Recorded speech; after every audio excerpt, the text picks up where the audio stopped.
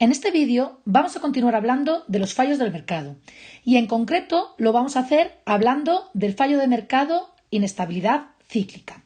Si vemos la evolución del PIB o lo que se produce en un determinado país o región en un periodo de tiempo determinado, por ejemplo en la gráfica tenemos la evolución del PIB de España desde el primer trimestre de 2005 hasta el último trimestre de 2020.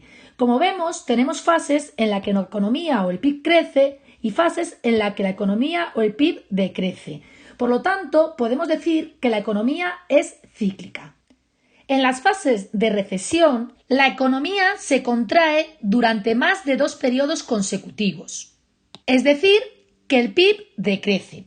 Si en vez de esta gráfica donde se está viendo la evolución del PIB desde el año 2005 al año 2020, vemos cómo evoluciona la tasa de variación del PIB, es decir, si el PIB crece o el PIB decrece, tendremos épocas de recesión si tenemos que la tasa de variación del PIB está por debajo de cero.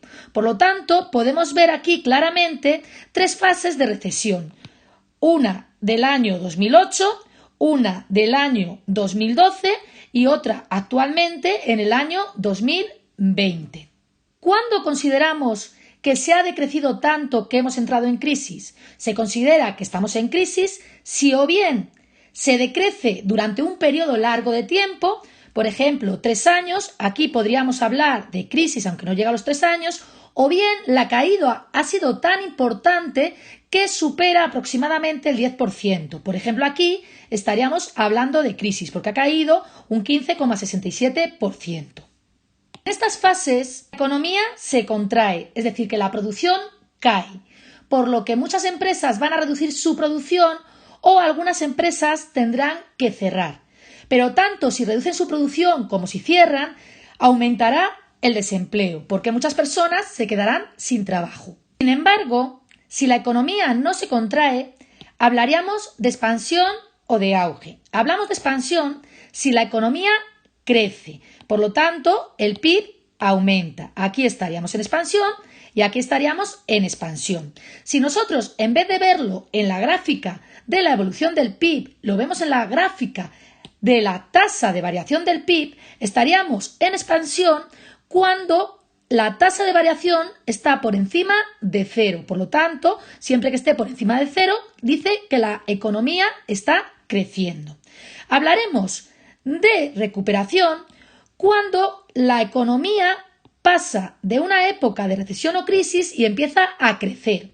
Hablaremos, sin embargo, de auge cuando el crecimiento llega a su fin. En estas fases de expansión, la economía crece, por lo tanto, las empresas producen más y se generará empleo, lo que hará que disminuya el desempleo.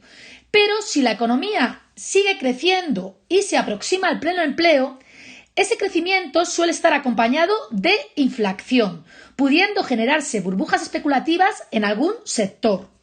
Por lo que la pregunta que debemos hacernos es si el Estado debe intervenir en la economía para paliar los efectos negativos tanto de las épocas de recesión, es decir, ese aumento del desempleo, o de las épocas de expansión, es decir, controlar la inflación. La ley del mercado nos dice que aunque el Estado no intervenga, él solo se autorregulará. Sin embargo, por lo que observamos en el crack del 29, el mercado no se autorregula en el corto plazo. Es decir, que si el Estado no interviene para paliar los efectos negativos de la crisis, puede ser demasiado tarde cuando el mercado se autorregule y la crisis puede haber hecho daños irreparables en los sectores más vulnerables.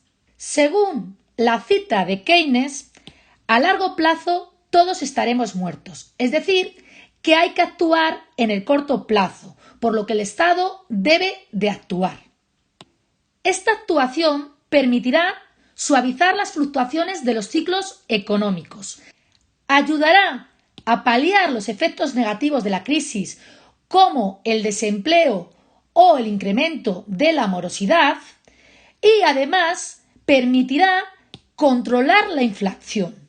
Si nos preguntamos cómo intervendrá, lo hará mediante las políticas económicas estabilizadoras, es decir, mediante la política fiscal o el control de los gastos e ingresos públicos o mediante la política monetaria, que se encargará de controlar el dinero en circulación. Para terminar, vamos a resumir brevemente el tema.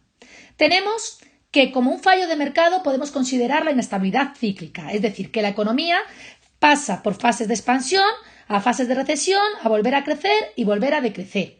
Las fases de recesión generan desempleo y las fases de expansión pueden generar inflación.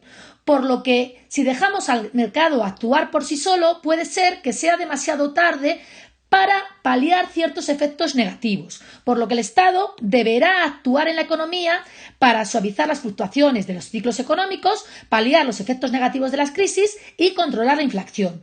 Y esto lo puede hacer mediante las políticas económicas estabilizadoras, principalmente mediante la política fiscal y la política monetaria.